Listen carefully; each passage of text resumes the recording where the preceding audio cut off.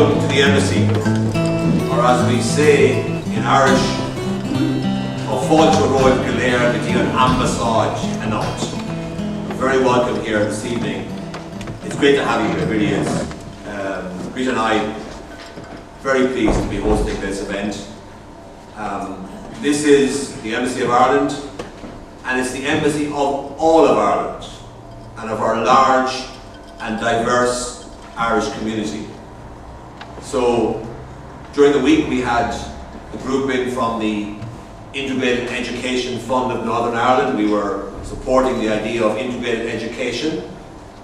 We've had groups here from Irish business networks. We've had groups here from the Irish community. We've had Irish pensioners groups, and it's great to have your Irish LGBT group here this evening. I want to extend a special welcome to the main organisers of tonight's event, Claire Barry, Director of Mind Yourself, and I'm wearing a Mind Yourself pin this evening, you'll see, and Cecily Marr, who's the coordinator of the LGBT group. I admire the work you're doing, I really do, within the Irish community, and I'm pleased that Mind Yourself has received funding from the Emigrant Support Programme, the Department of Foreign Affairs Emigrant Support Programme, of £60,000 in 2012 and £55,000 in 2013 for their Reach Out programme. So thank you for the work you do, Claire and Cecily, for Irish communities, various elements of the Irish community in London, in Britain, including the Irish LGBT. Now, I have to say, one of the highlights, I was in Germany I've only been in London for 6 weeks, so please forgive me if I don't know very many people or I don't know very much about Britain, but what I do know is we have a wonderfully diverse and fascinating Irish community here. But one of the highlights of my time, I was 4 years in Germany, in Berlin, and one of the highlights of my time in Germany was attending the Gay Games in Cologne in 2011. And I had the pleasure of hosting a reception, an embassy reception for the Irish athletes who came to perform in the Gay Games and their supporters. We had a great afternoon at one of the Irish pubs in the centre of Cologne. I'm not sure we contributed very much to the fitness levels of the athletes or some of the performances, but we were in the stadium for the opening ceremony as all of the teams came out on the stadium to parade around, just like the Olympic Games or other international netting competitions. And when we saw the Irish team, and it was quite a large team actually coming out, we rushed down to the front to wave at the team, and the team saw us, and we got a big wave from the team as well. So that was that's a great memory of my time in Berlin. And that occasion was just after the Civic Partnership Bill was passed in Ireland. So it was a very important occasion for the embassy, but also for our visiting athletes and their supporters from Ireland. Now, in my 6 weeks here in Britain, I have started to understand the scale and the complexity of Irishness in Britain. I mean, you know, people think we have an Irish community here, and they probably have a sort of an idea of what the Irish community is like. But in fact, our community here has every age group, every part of Ireland is represented, every walk of life is represented.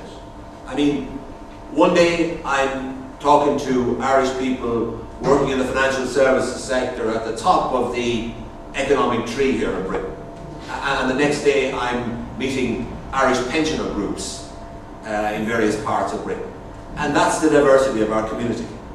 And clearly, our community here also includes every conceivable sexual orientation and gender identity. And that's why I'm very pleased this evening to recognise the LGBT component of the rich Irish mosaic in today's Britain, because it's not just a green slab, it's a mosaic, right? Of age groups, of identities. I mean, there are people here in Britain at the moment who probably say, oh, nothing to do with Ireland. That's fine. You know, that's fine. But I want to, as ambassador, to be the ambassador for Ireland here in Britain, but also for the entire Irish community. Because today's Ireland is a very different country from the one in which I grew up in the 1960s and 70s. In my view, notwithstanding our economic problems at the moment, it's also a better country in very many ways. And one of the changes that deserves recognition is the growth of tolerance and the increasing respect for diversity in Ireland. I mean, I don't only talk about sexual orientation, I talk also about immigration. I just saw today that we in Ireland have a bigger percentage of people from Poland and Eastern Europe in our population in Ireland than they have here in Britain. And we have a bigger number of people who are claiming welfare benefits from those countries who are not Irish born than Britain has. And we have a bigger percentage of, we spend more on health services for immigrants from Eastern Europe than they do in Britain. And yet in Britain there's a big sort of panic and media campaign about immigrants and so on. In Ireland, nobody has raised a hand to say, you know, we shouldn't have immigrants. We have embraced immigrants from different parts of Europe. And that, I think, is something that we should be proud of. And we haven't generated right-wing, anti-immigrant political groups campaigning against immigrants. Look, Ireland has progressed enormously in the last 20 years, including in terms of our understanding, recognition, and respect for LGBT people. It's only 20 years ago, and I remember it well, in 1993, that consensual gay sexual activity was decriminalised in Ireland. And I remember very well because I was friendly with the then Justice Minister, Morgan Quinn, who's now Commissioner in Brussels. She managed to get that legislation through the Irish Parliament without a vote. So it was passed unanimously by the Irish Parliament. And that was in 1993. Discrimination and harassment on the grounds of sexual orientation or gender identity have been prohibited by law in Ireland in employment since 1998 and since 2000 in areas of public life, such as accessing healthcare, education, transport, clubs and societies. We have civil partnership since 2010, and the Constitutional Convention, which is meeting at the moment to look at various issues to do with the future constitutional development of Ireland, and it's recommended recently votes in presidential elections for Irish immigrants, but it's also recommended amending the Constitution to provide for same-sex marriage. So our country is changing enormously. I would be the first to admit we're by no means perfect, we're still on a journey, but I want to also say that we have undertaken that journey and we've come a long way since the Ireland that I grew up in the 1960s and 70s. Internationally, we can say that Ireland now has a reputation, an admirable reputation, when it comes to the support and promotion and protection of the human rights of all persons, irrespective of their sexual orientation or gender identity. Just give you a few examples. I don't want to bore you, but I want to give you a few examples of the international activities that my colleagues in the Department of Foreign Affairs, not me, my colleagues in the Department of Foreign Affairs have undertaken in the UN and at the EU level. In 2009, for example, Ireland was one of a group of just 4 countries invited by the UN High Commissioner for Human Rights to speak for the first time at a UN event devoted to the topic of decriminalisation of homosexuality and ending discrimination and violence directed against people on the basis of their sexual orientation.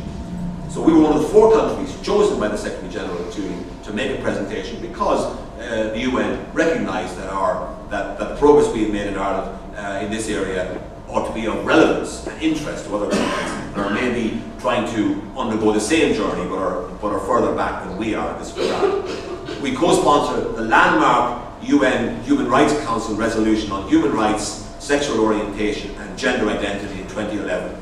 For the first time, the UN condemned the ongoing violence and discrimination suffered by LGBTI people all over various countries in the world.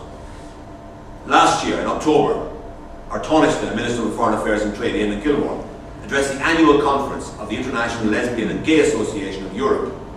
Speaking at the conference, the Taoiseach said, LGBTI rights are human rights. Know that in your endeavours, you are not just making a difference to LGBTI people around the world, but to all of us who benefit from a more tolerant, a more humane, and a more equal society. Ireland will be here to help you in that task. So he has clearly indicated that we are supportive at international level of progress in vindicating the rights of LGBTI people. The advancement of these rights is a priority for Ireland during our membership of the UN Human Rights Council. Between 2013 and 2015, we are a member of the UN Human Rights Council. And we campaigned for membership of this council. And we were up against very, very difficult opposition. Bigger countries with much more resources, and Ireland did extremely well to be elected to the council alongside Germany. At this year's UN General Assembly, the Taoiseach said, I quote, I welcome the courageous leadership shown by the Secretary General of the UN when he promised last April to lead a global campaign for lesbian, gay, bisexual and transgender rights. Ireland pledges our full support to these efforts.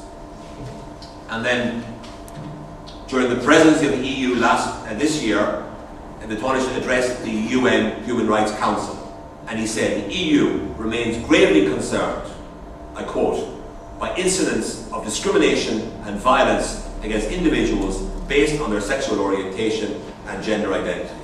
This issue needs to remain on the agenda of the United Nations. So we've been pushing very hard at EU level and also at UN level. In June, during our presidency, the Foreign Affairs Council, the meeting of foreign ministers of European Union countries, adopted new guidelines on the enjoyment of all human rights by LGBTI persons. And this is also an important thing that we managed to do, that Ireland managed to do during our presidency in order to illustrate in a practical way our support for LGBT rights. And we were engaged very actively in drafting these guidelines. And the guidelines stress the European Union's particular concern that in some countries sexual relations between consenting adults of the same sex are criminalised and are allowed to be punished with imprisonment or with the death penalty. Ireland continues its efforts internationally through its diplomatic network to argue for the decriminalisation of homosexuality and in giving support to civil society organisations that are active in this field, many of whom are operating in very difficult environments. I'm not trying to claim, as I said earlier, that Ireland is a model of perfection when it comes to these issues. However, we have been transformed in recent decades. And in international terms, we now occupy an advanced position on issues of interest to your group. You are part of our community, and I would like to make a few points because I don't just want to talk to you about issues that are directly relevant to your community. I want to talk to you as members of the Irish community in Britain, and I want to tell you the kind of things that I tell to any group that comes in here, whether they're business people or pensioners, whoever it might be, right? The same is true. I think these messages are relevant for your community.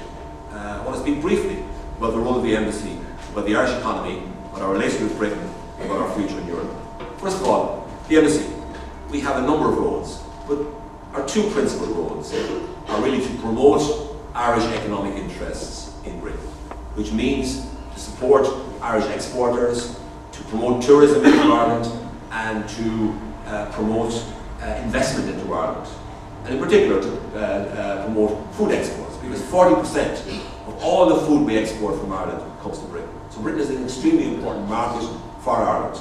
And the embassy is very active alongside Tourism Ireland, Board BIA, the Food Board, IDA Ireland, and Enterprise Ireland in helping to ensure that in our relationship with Britain, Ireland does as well as possible out of our relationship with Britain, because Britain is our biggest market, and therefore our economic recovery is dependent to a large extent on Ireland advancing its economic interests here in Britain. Exports, through attracting investment into Ireland so we can create jobs and employment for our people at home, through encouraging people to visit Ireland as tourists, and through, in particular, through food exports, which are a very important component of Ireland's exports to Britain. I want to talk briefly about Ireland's, and then of course the second issue we have is to work with the Irish community. And your presence here this evening is an illustration the way in which we as an embassy and I as an ambassador want to work with our community across the board. The second one I want to make is about economic recovery. We've had a difficult time over the last 5 years, but I think I can now safely say that Ireland is on the right road, that our economy is moving forward, and that we are moving towards a sustainable recovery. Our exports are up the last few months. Our deficit, our government budget deficit is down. Employment is increasing in Ireland. Unemployment is going down. Now, it's all happening too slowly. It needs to happen more quickly. But the point I want to make is that we have turned a corner. We are moving in the right direction. Now, what that means for the Irish in Britain is that if Ireland does well, it reflects well on the Irish community in Britain. And it means that if you want to go back to Ireland at some stage in the future, you can do so, because there will be, hopefully, there will be more jobs available. And in particular, you know, you will have acquired skills here in Britain during your time here, which can be useful to the further evolution of our economic recovery in the years ahead. And what I've said to you about the attitudes now, the changed attitudes towards LGBT issues in Ireland, means that I think Ireland will be a place that you can call home in the future, in particular when our economy achieves full economic recovery. What can you do in the meantime? Irish people in Britain, you can encourage your friends to visit Ireland. You can, if you're involved in an international business or a British business that has an international interest, you can encourage your company to maybe think about investing in Ireland. Why not? You can encourage your company or your employer or the organisation you work for to look to Ireland as a source of high technology goods and services which we produce in great quantities at competitive prices. You can encourage people to take an interest in Irish food. So you can be an ambassador for Ireland through Kerrygold, just as well as through Guinness, and also these days most of our exports are actually pharmaceuticals, IT products, and so forth. But in any case, you can certainly talk of Ireland as a country that has a lot to offer to Britain. And of course, Ireland is also an important market for British exports. So if your British friends say to you, oh, you're exporting everything here and we export nothing to you, that's untrue. Britain has a trade surplus with Ireland. And Ireland is the 5th most important export market for Britain. And a couple of 100,000 British jobs are dependent on exports to Ireland. So these are all things that you should bear in mind. British-Irish relations have never been better, right? Since the visit of the Queen in 2011, the skies over British-Irish relations are as blue can be. And that's a very good thing. Because that's good for all of us here, right? Because Ireland benefits from having good relations with Britain. We also, two countries, have a duty to work together in promoting peace and reconciliation in Northern Ireland. And all these things are helped greatly by the good atmosphere that exists now between Britain and Ireland. And I heard people, I heard someone there recently at a conference in Dublin, an Irish woman who'd been here for many years, talking about how difficult it was to be Irish here, 30, 40, 50 years ago and during the Troubles and so forth, and how all of that's changed. And I think all of us who live in Britain, me for a few years, you perhaps for longer, can benefit from the new atmosphere that exists between Britain and Ireland. And then finally, on the future of Europe, Ireland intends to stay at the heart of the European Union. We find it alarming that in Britain there are more and more debates going on about Britain possibly leaving the EU. What I want to say to people, what I say to British people, what I say to you tonight again, is that we have a unique relationship with Britain. And this means that we will be affected by Britain leaving the EU. This means that Ireland will hope and will do what it can to ensure that Britain remains at the heart of the EU. Because that's the best way in which we can continue the positive development of British-Irish relations. So my identity is I'm Waterford-born, Munster in rugby, Waterford in hurling, Ireland in all sports, and Europe as far as the future of the country is concerned. So thank you very much for your attendance. I hope we can continue to develop our links between the embassy and your group. As we say in Irish, Canary live. May you succeed in your work, and now I want to hand over to Claire Barry, if you will.